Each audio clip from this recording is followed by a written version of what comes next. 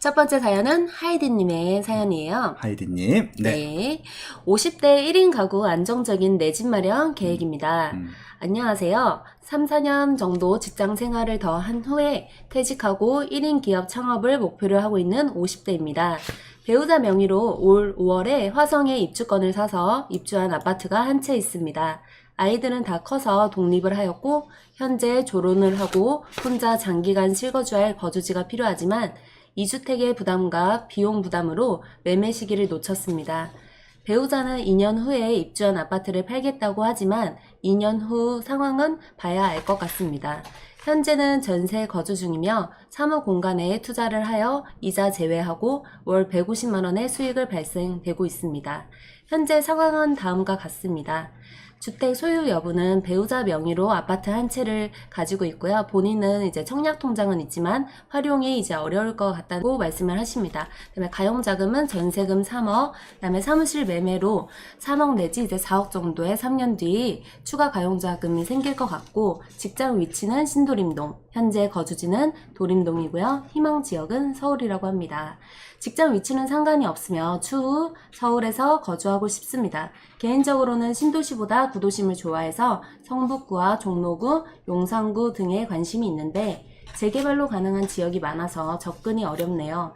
오르는 전세 가격 때문에 오랫동안 거주할 안정적인 투룸 정도의 작은 집 매매 계획을 세우고 싶은데 법적으로는 독립세대로 취급되지가 않아서 세금 관련 걸림돌도 많습니다. 50대 1인 가구가 안정적으로 살 수 있도록 의견 주시면 감사하겠습니다. 3년 후까지 기다리지 않고 전세 끼고 지금 사놓는 게 좋다고 하시면 당분간 있을 거주지는 마련 가능할 것 같습니다. 감사합니다. 라고 사연을 보내주셨어요. 네. 네, 한번 정리해보자면은 지금 현재 50대이시고 졸혼을 해서 배우자와 따로 거주를 하고 계신다고 하셨고요. 네. 법적으로는 지금 혼인 상태이고 3, 4년 뒤에 퇴직을 해서 1인 창업을 고려 중이라고 하십니다. 현재 직장 위치가 신도림동에 위치하고 있고요. 가용자금은 전세금 3억, 그다음 3년 뒤에 사무실을 매매한다면 3억 내지 4억 정도의 추가 가용자금이 생기고요. 희망 지역은 서울 구도심, 안정적인 투룸 정도, 작은 집 매매 계획이 있습니다. 현재 배우자 명의의 집 소유가 한 채가 있고 올해 5월에 이제 매수를 했는데 2년 뒤 매도 계획이지만 이제 그때 상황을 봐야 한다고 이렇게 사연을 적어 주셨어요. 네. 저는 이 사연을 보고서 사실 하이디님께서는 집을 어디를 사야 될지에 대한 고민보다는 네. 지금 이런 이제 세금적인 부분 때문에 지금 집을 매수를 하는 게 맞을지에 대한 사실 고민이 더 커 보인다고 생각이 들거든요. 네. 네, 배우자 명의로 집을 한 채 있는데 만약에 하이디님께서 또 집을 한 채를 더 매수를 하게 되면 2주택자가 되잖아요. 잠깐 이해가 안 되는 게 네, 졸혼이 뭐예요? 혼인을 졸업했다는 거죠. 그러니까 이게 이혼을 하셨다는 말씀이시면 이게 명의가 두 개가 되는 건가요? 이게 그러니까 지금 법적으로는 혼인 이렇게 이혼을 하신 상황이 아니고 아닌 거고. 아, 네. 그렇죠. 그렇죠. 지금 이제 부부 상태니까, 법적으로 네. 부부 상태니까 2주택이 된다. 그 얘기죠. 그래서 제가 그게 잠깐 헷갈렸던 거예요. 아, 그 네네. 명의가 헷갈릴 게, 그렇게 정리하고 하는 게 맞죠. 네, 그렇죠. 왜냐면 이게 저처럼 법적으로- 헷갈리실 분들이 있으셔서. 네네. 네, 맞아요. 법적으로 이게 이혼이 네. 됐으면은 각각 이제 세대가 분리가 되는데 네네. 지금 현재는 법적으로는 혼인 상태이다 보니까 네네. 아무래도 알겠습니다. 네. 네. 그래서 이제 하이딘님께서 집을 매수를 하게 되면 2주택자가 되다 보니 네. 이제 비과세 혜택이나 이런 부분들을 이제 받지 못해서 그런 부분 때문에 지금 집을 매수를 하는 게 나은지 아니면 이 집을 이제 비과세를 받는 게 나을지에 대한 고민을 하시는 것 같은데 쭌스파파님이 조로는 이혼하지 않고 독립적으로 별도로 사는 걸로 알고 있어요. 아유, 라고 감사합니다. 예, 정확한 답변을 해주셨네요. 제가 너무 시사적인 용어들을 많이 건너뛰고 살았나 봐요. 죄송합니다. 쭈스파파님 감사합니다. 아주 명확하게 다 이해했습니다. 네. 네. 그래서 저는 지금 우리가 1세대, 2주택 비과세 혜택도 있잖아요. 네네. 그래서 이런 부분도 한번 고려를 해보시면 좋겠다라는 생각이 들거든요. 네. 네. 이게 지금 1세대, 2주택 같은 경우는 우리가 계속 이제 법이 바뀌다 보니까 기존에는 이제 3년 내에만 기존 집을 이제 매도를 하면 됐지만 그게 2년으로 바뀌고 그다음에 1년으로 이제 바뀌었어요. 점점 줄었죠. 네. 네. 그래서 2019년 이제 12, 1216 대책 이후로는 만약에 내가 조정대상 지역에 기존 집을 가지고 있고 추가로 조정대상 지역에 집을 매수를 한다 하면은 그 신규 주택 취득 시점 기준으로 해가지고 1년 이내에 기존 집을 매도를 해야지만 비과세 혜택이 가능해요. 네, 그래서 아무래도 1년 내에만 이제 매도를 해야 되기 때문에 조금 이제 촉박한 감이 없지 않아 있거든요. 네. 그래서 저는 이제 분양권도 한번 같이 보면 좋을 것 같다는 생각이 일반 주택 같은 경우는 1년 내 매도지만 이제 분양권 같은 경우는 3년 내에만 이제 매도를 하면 돼요. 그렇죠. 그래서 조금 이제 시간적으로 러프하기 때문에 이런 매도 계획 세우는 데 있어서 조금은 분양권이 더 낫지 않을까라는 생각도 들었습니다. 그래서 어쨌든 지금 이런 세금적인 부분에 대해서 이제 고민을 하신다면은 1세대 2주택 비과세 혜택도 있으니까 배우자분이랑 조금 상의를 하셔가지고 조금 윈윈할 수 있는 방법을 모색을 해보면 좋지 않을까라는 생각이 들고요. 근데 이제 다만 이 1세대 2주택 같은 경우는 기존 주택을 매수를 하고 그다음에 신규 주택을 매수를 할 때 그 중간에 텀이 이제 생겨요. 텀이 1년 이상이 있어야 되거든요. 그래서 기존 주택이랑 이제 신규 주택 사이에 이제 텀이 필요한데 그렇게 되면은 만약에 하이딘님께서 지금 배우자분이 올해 5월 달에 이제 집을 매수를 하셨잖아요. 그렇죠. 집을 매수를 하셨으면은 이게 1세대 2주택 비과세를 받으려면은 이제 내년 5월 이후에 집을 매수를 하셔야지만 이제 1년 텀이 생기기 때문에 이 비과세 혜택이 가능하다는 거. 그래서 이거를 지금 비과세를 받기 위해서 1년 이후에 매수를 할 건지 아니면은 그냥 지금 2주택으로 해가지고 하나는 세금을 내고 하나는 나중에 비과세 1세대 1주택으로 비과세를 받을 건지에 대한 선택을 한번 해보시면 좋을 것 같다는 생각이 들고요. 그래서 만약에 지금 집을 매수를 한다고 하면은 제가 추천을 드리고 싶은 지역은 사실 이제 부천 지역이거든요. 네. 네. 지금 하이딘님께서 가용자금이 이제 전세금 3억, 그 다음에 사무실 매매가 이제 3년 뒤에 됐을 때 3억 내지 4억 정도의 추가 가용자금이 생긴다고 하셨는데, 사실 이게 3년 뒤의 일이기 때문에 사람 일이라는 게 모르잖아요. 어떤 이제 변수가 생길지 모르는 부분이기 때문에 저는 이거는 일단은 배제를 하고 전세금 3억 내에서 집을 매수를 하시면 좋겠다라는 생각이 들어요. 그래서 전세금 3억과 만약에 대출 레버리지 이용을 한다면은 한 6억대, 7억대 초반 정도 집을 이제 매수를 할 수 있겠죠. 네. 네. 일단은 제가 한번 부천 지역을 조금 지도로 한번 설명을 드릴게요. 지금 부천시가 이렇게 위치해 있거든요. 그래서 부천시 같은 경우는 일단 서울 지역과 인접해 있기 때문에 서울과 접근성이 굉장히 좋아요. 그리고 지금 하이든님께서 직장 위치가 신도림이라고 하셨는데 사실 신도림이 여기에 위치해 있잖아요. 부천시와 거의 한 30분 내외로 직주 근접으로 가능하다라고 이제 말씀을 드릴 수 있을 것 같아요. 그래서 지금 현재 부천시를 보면은 부천시 같은 경우는 지금 7호선 라인과 그 다음에 1호선 라인이 있는데 이제 7호선 라인 같은 경우는 이제 강남 접근이 가능하고 그 다음에 1호선 라인 같은 경우는 뭐 여의도권이나 아니면 종로권으로 이제 접근이 가능해요. 근데 이제 1호선 라인 같은 경우는 아무래도 이쪽이 이제 구도심이다 보니까 조금 이제 낙후되어 있고 그래서 지금 뭐 도시정비 이런 것들을 하고 있는 상황인데 이제 7호선 라인 같은 경우는 강남 접근이 가능하고 이쪽 이제 상동이나 이제 중동 같은 경우는 택지 지구라서 조금 이제 반듯반듯하다 보니까 주거 환경으로서 조금 7호선 라인 쪽을 선호를 한다라고 이제 볼 수 있을 것 같아요. 그래서 지금 부천시 같은 경우는 7호선 라인도 있고 그다음에 1호선 라인도 있고 그다음에 아래쪽으로 소사 원시선이 또 위치해 있어요. 그래서 아래쪽으로 안산까지도 접근이 가능하다라고 말씀을 드릴 수 있을 것 같고요.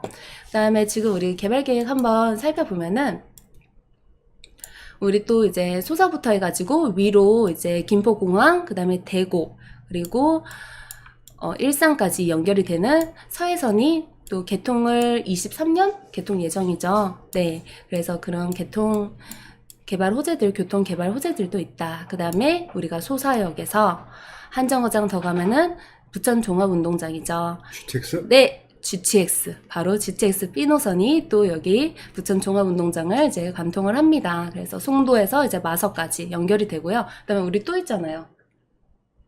GD.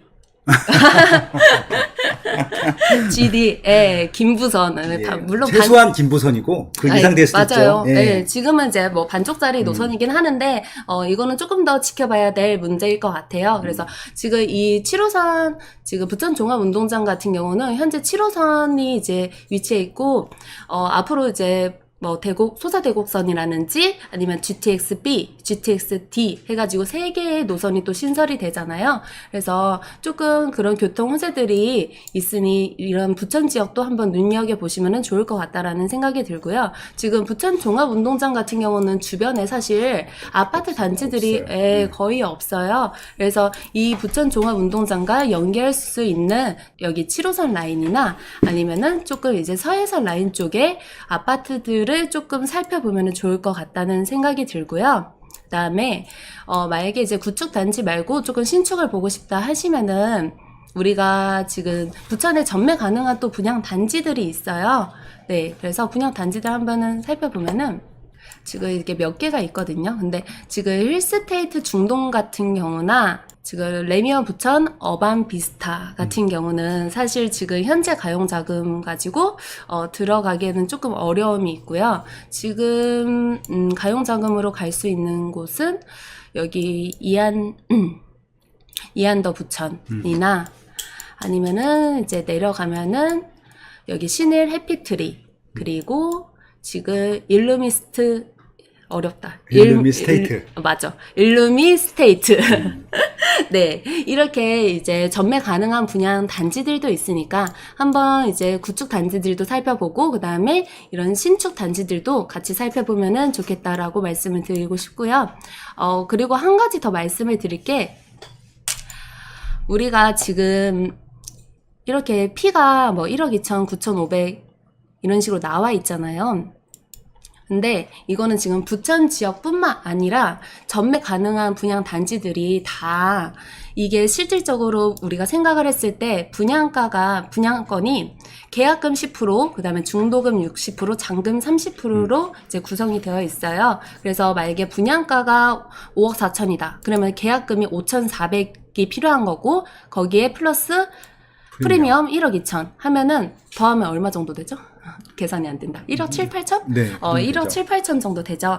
중개 수수료나 옵션 계약 중도금 제외하고 일단은 1억 8천이라고 이제 잡을 수 있을 것 같은데 내가 가용 자금이 이 정도 선에 있다 해서 여기를 이제 살 수 있을 것 같아라고 볼 게 아니라 사실 이렇게 전매 가능한 단지들 같은 경우는요.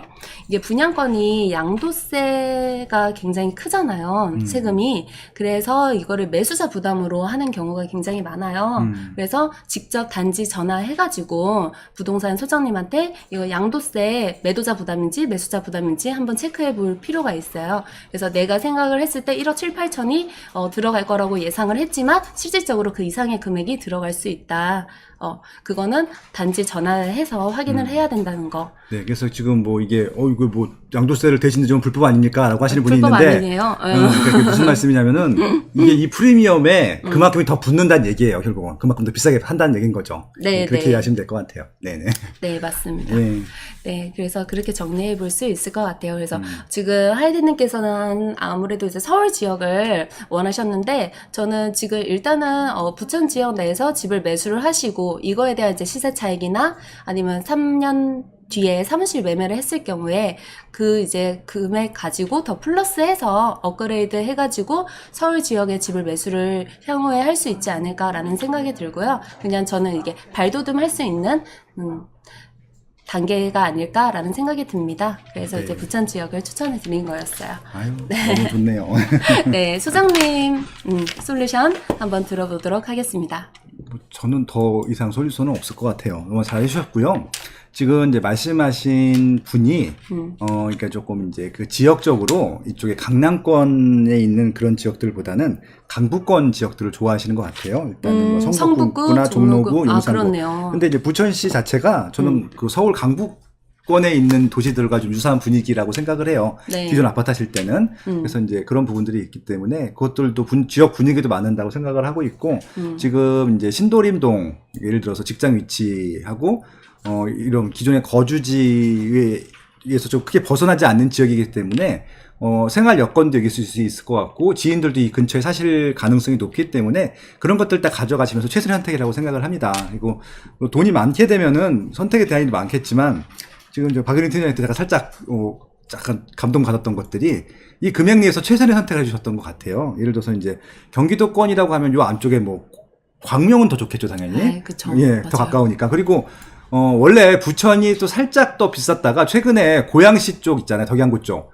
요쪽에 또 많이 또 올라갔어요. 그러니까 지금 이제 이 금액으로는 아마 상대적으로 지금 어떻게 보면은 다른 지역보단 부각이 덜 됐던 요 부천시에 있는 라인들, 1호선 라인들, 7호선 라인들, 그다음에 여기 이제 서해선이라고 하는데 소사 원시선 요 라인들에 있는 것들 다 소개해 주셨고 여기 이제 구축들도 있고 신축도 있고 심지어는 신축 중에서 아직까지 입주를 안 한 분양권 상태에 있는 것들도 있으니까 그렇게 해서 금액에 맞춰서 한번 선택하시면 좋겠다라고 제안을 드렸던 거였었고요. 네. 그러니까 지금 이제 아무래도 이 남편분께서는 화성시 아파트에 입주했기 때문에 새 아파트에 살고 계시기 때문에 이것을 안 파실 가능성이 높겠죠, 분위기상. 네, 그래서 그쵸. 이제 아마 이제 그거 부분들을 좀 해결하는 것들이 제가 해결하는 데고 좀 의견 나누는 게 맞을 것 같고 남편분이 안 파신다고 하실 때는 어떻게 해야 되나요? 저는 각자 도생 아닐까요? 예, 그렇습니다. 아무튼 그러면 또 세금은 또 같이 내야 되는 부분들이 있어서 네. 뭐 아무튼 이게 이제 경제적인 금액들을 또 어떻게 또 이게 나누시는지 모르겠지만 아무튼 그런 부분들까지도 좀 스트레스 없이 좀 잘 원만하게 네. 진행이 됐으면 좋겠다라는 바람이 있고요. 네. 지금 다행이라고 좀 말씀드릴 수 있을 것 같은데 이쪽 라인들이 좀 딴 데보단 덜 올랐어요. 맞아요. 피도 그렇고요. 네. 그러니까 지금 아마 아시겠지만 저 지방, 그러니까 수도권이 아닌 지역도 1억 전후, 1억 미만 피 거의 없거든요. 네, 맞아요. 찾기가 어려워요. 예, 저희가 지난번에 갔다 왔던데 전주, 야, 익산도 뭐 이제 2억이 넘어가는, 그러니까 이선을 무시하는 게 아니라, 예, 지금 전주, 익산 여기도 좀 장난 아니더라고요. 그래서 네. 거기도 지금 근데 지금 서울에 붙어 있고, 어떻게 보면 서울에 버스로도 갈 수 있고 전철로도 갈 수 있고 자동차로도 갈 수 있는 이런 입지에 피가 9천이다, 1억이다.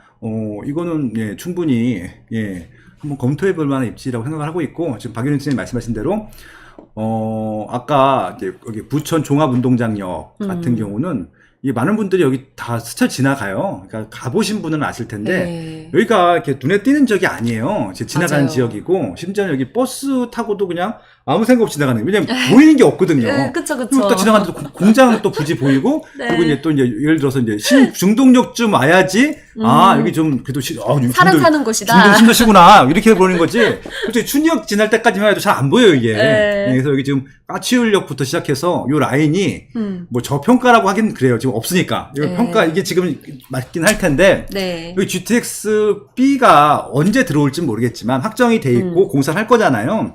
그리고 GTX D는 더 늦게 하겠죠. 아무튼 네. 두 개가 확정이 돼 있기 때문에 분명히 이 지자체 입장에서도 국토부에서도 요 주변을 활성화시킬 거예요. 왜냐면은 GTX 역 같은 경우는 굉장히 파괴력이 많기 때문에 어떻게 되든지 간에 출퇴근들을 시켜야 되거든요. 그러면 네. 여기는 지금 여기 보면은 뭐 이게 평지 지역은 아니지만 일자리든 네네. 아니면 주거든 뭐든 개발을 할 수밖에 너무 아깝잖아요. 전철역인데. 네. 트리플 역세권이 될 지역인데. 그래서 뭔가 지금- 개발하지 않을까. 역세권 개발 계획이 또 있잖아요. 예, 네. 그래서 요 종합부동산, 종합부동산? 종합부동산의 메카, 예, 네. 스마트 TV였었고요. 부천 종합운동장역 같은 경우는 네. 미래가치 측면에서 조금, 예, 좀 잘 지켜보시면 좋겠다라고 말씀을 드리고 수 있고요. 그러니까 이렇게 지금은 보잘 거 없지만 개발 기획이 착착 진행되는 입지가 하나 더 있어요. 그러니까 그걸 추천드리는 건 아닌데 아마 고양시 사셨던 분들은 다 알 거야. 대곡역입니다. 대곡역. 예, 아. 가면 진짜 완전 없어. 논밭이야, 논밭. 네. 여기 진짜 논밭이었어요. 제가 맞아, 여기서 맞아. 20년까지 살았기 때문에 알잖아요. 지금도 논밭, 지금은 개발을 하고 있어, 지금. 하고 있는데, 네. 여기다 왜 트리플 역세권을 왜 만들어놨지? 그러니까, 그때도 경유중앙선 있었어요. 네. 옛날부터. 3호선 있었고, 제가 일산 갈 때마다 지나가는데, 여기 도대체 이걸 왜 만들었을까, 아마. 어렸을 때부터. 네네. 20년 전부터. 그랬었는데, 결국 개발하잖아요. 그러니까 이미 20년 전부터 개발 계획이 있었던 부지들은 개발을 한다는 거죠. 시기상의 문제. 시기가 문제지. 그러니까 지금 네. 말씀하신 대로 부천 종합운동장역도 시기가 문제이지 아마 저 마곡역보단 덜 걸릴 것 같아요. 마곡역은 솔직히 너무 많이 걸렸고 20년 넘게 걸렸으니까 네. 예 그렇게 좀 장기적인 계획을 세운다라고 했을 때는 뭐 괜찮은 지역 같아요. 부천 같은 경우는 특히 되도록이면요. 서울에 가깝고 광명에 가깝고 개발 호재가 있고 조금 더 새 아파트면 좋겠네요. 근데 자 다행히 지금 그것들은 접근하실 가능이 높은 가격대이기 때문에 네. 예, 그렇게 좀 한번 준비해 보시면 도움이 되지 않을까 예 그런 말씀을 좀 드려보고 싶네요. 네. 네. 아무튼 좋은 소리좀 감사합니다. 아유. 선생님 멋있습니다. 아유, 감사합니다. 하이드님께서 한번 부천 지역 직접 인장 가셔가지고 한번 살펴보시면 좋을 것 같고 본인 가용 자금 내에서 조금 이렇게 갈 수 있는 단지들을 찾아보시면 좋을 것 같다고 생각이 듭니다. 네, 맞습니다.